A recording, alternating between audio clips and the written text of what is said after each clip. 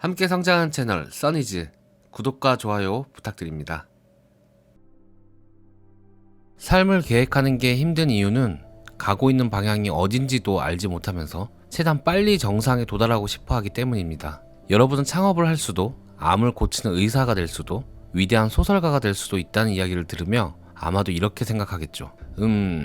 글쎄 쫄딱 망해버릴 수도 있잖아. 저 역시 당시엔 제가 어떻게 될지 전혀 알지 못했습니다. 사실 당시 저에게 어떤 웅장한 계획 같은 건 없었습니다. 하지만 제가 2006년으로 돌아가 처음부터 다시 시작했다면 뭘 했을까? 라는 생각을 하게 되었습니다. 학교를 졸업하면 학교와는 다른 성공을 위한 공식이 있다는 걸 아무도 말해주지 않았을 겁니다. 그래서 저는 여러분들에게 제 작은 컨닝 페이퍼를 공개하고자 합니다. 컨닝 페이퍼에는 테니스공, 서클, 숫자 3만이 적혀 있을 겁니다. 처음에 저는 좋아하는 일을 하라 라는 말을 하려고 했습니다. 하지만 그 얘기는 별로 도움이 되지 않을 것 같아요. 왜냐하면 자기 자신이 하는 일을 좋아한다고 스스로 확신시키거나 정당화하는 건 쉽거든요. 그런데 생각해보니 제가 아는 사람들 중에서 가장 행복하고 가장 성공한 사람들은 자신이 하는 일을 단순히 좋아하는 걸 넘어서 집착하고 있었어요. 그리고 단순히 일에 집착하는 게 아니라 중요한 문제를 푸는 것에 집착하고 있었죠. 그들 스스로가 중요하게 여기는 문제 말입니다. 저는 어릴 적 개를 키웠어요. 개 앞에서 테니스공 던져보신 분들 계신가요? 던지기 전에 공을 잡고 팔을 들어 올리는 순간부터 눈이 뒤집히잖아요. 그리고 던지는 순간 목줄에서 철컹 소리가 나고 개는 전력 질주를 하고 있죠. 앞에 뭐가 놓여 있던지 간에요. 그 사람들에게서는 느껴지는 것이 그러했습니다. 여러분들도 그것을 찾을 수 있길 바래요. 왜냐하면 제가 아는 다른 친구들의 경우 열심히 일하고 연봉도 높지만 불평을 하더라고요. 마치 사무실 책상에 족쇄 채워진 느낌이라면서요. 문제는 많은 사람들이 자신만의 테니스 공을 바로 찾지 못한다는 점입니다. 저도 그랬고요. 지금 생각하면 아찔한 게 드롭박스, 포커봇 모두 처음에 방해 요소라고 여겼었거든요. 그때도 제 머릿속 목소리는 제게 진정 무엇을 해야 하는지 알려주고 있었는데 그때마다 전 그 목소리에게 닥치라고 말하고 있었어요. 일 좀 하게 방해하지 말라고. 그렇게 하마터면 그 목소리를 놓칠 뻔했지요. 하지만 종종 그 목소리는 우리가 가야 할 방향을 가장 잘 알고 있습니다. 뒤늦게 깨달은 사실인데요. 가장 열심히 일하는 사람들이 일을 열심히 하는 이유는 의지력, 자기 통제 능력이 뛰어나서가 아니었습니다. 그들이 열심히 일한 이유는 흥미로운 문제를 풀거나 풀려고 노력하는 것 자체가 재밌기 때문이에요. 그래서 오늘부터는 단순히 자신을 밀어붙이기만 하지 말고 자기 자신만의 테니스 공을 찾아보시기 바랍니다. 자신을 끌어당기는 무언가를 말이죠. 시간은 좀 걸릴 수 있어요. 하지만 그것을 찾는 날까지 멈추지 마세요. 그리고 항상 마음속 목소리에 귀를 기울이시길 바랍니다. 이런 말이 있습니다. 사람은 자신이 가장 많은 시간을 함께 보내는 5명의 평균치다. 잠시 이 말에 대해 생각해보세요. 여러분들의 서클에 포함되어 있는 5명은 누구인가요?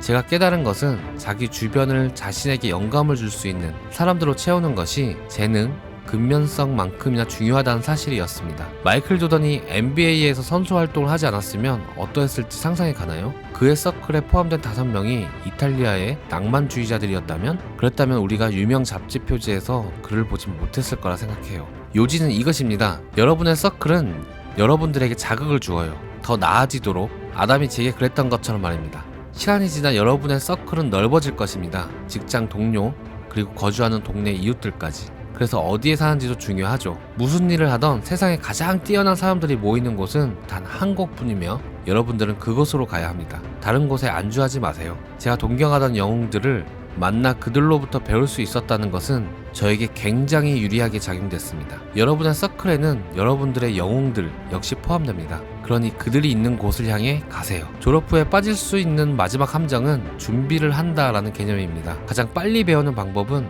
행동을 취하는 것입니다. 그렇지 않는다면 평생 꿈을 위해 계획하고 공부하고 준비하고만 있을지도 모릅니다. 그냥 시작해버리면 되는데 말이죠. 솔직히 말씀드리자면 저는 평생 한 번도 준비된 상태에서 무엇을 시작해본 적이 없습니다. 샌프란시스코로 이주한 뒤 투자자한테서 처음으로 좋아요, 투자하고 싶습니다.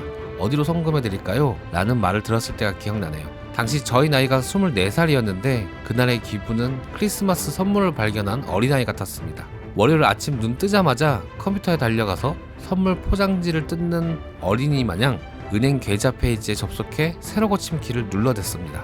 은행 계좌 잔액이 $60에서 $120만 올라가 있는 걸 본 느낌은 오마이갓!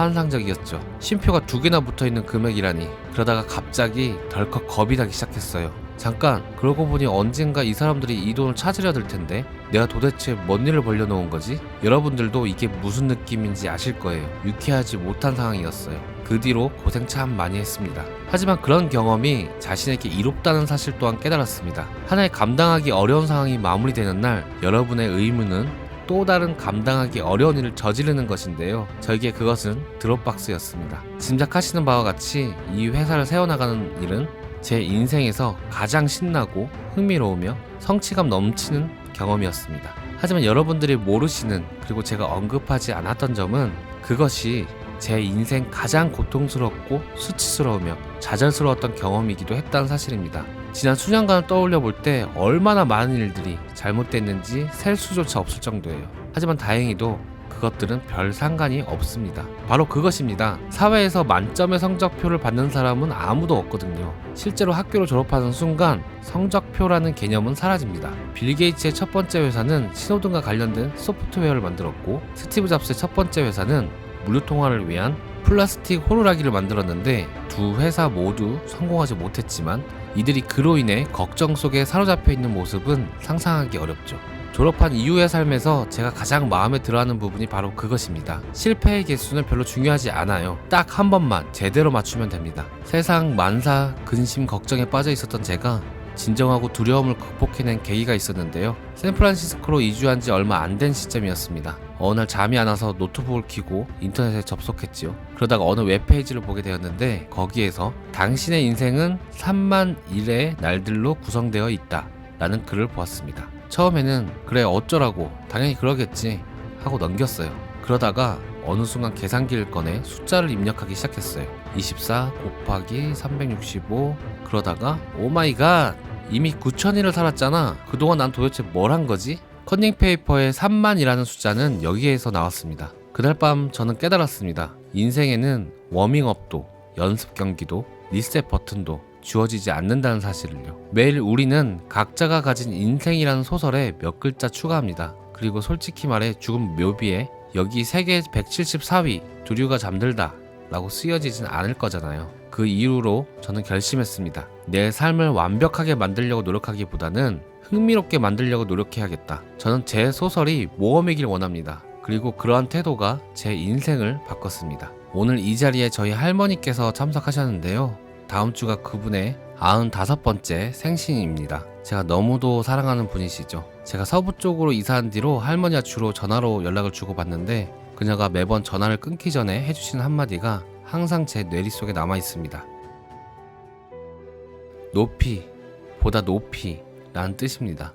그리고 오늘 여러분들의 졸업식 날, 여러분들이 사회로 나아가는 첫날을 축하하며 제가 해드리고 싶은 말이 바로 그것입니다. 인생을 완벽하게 만들려고 노력하기보다는 인생을 모험으로 만들 수 있는 자유의 날개를 통해 높이, 보다 높이 날아보세요. 감사합니다.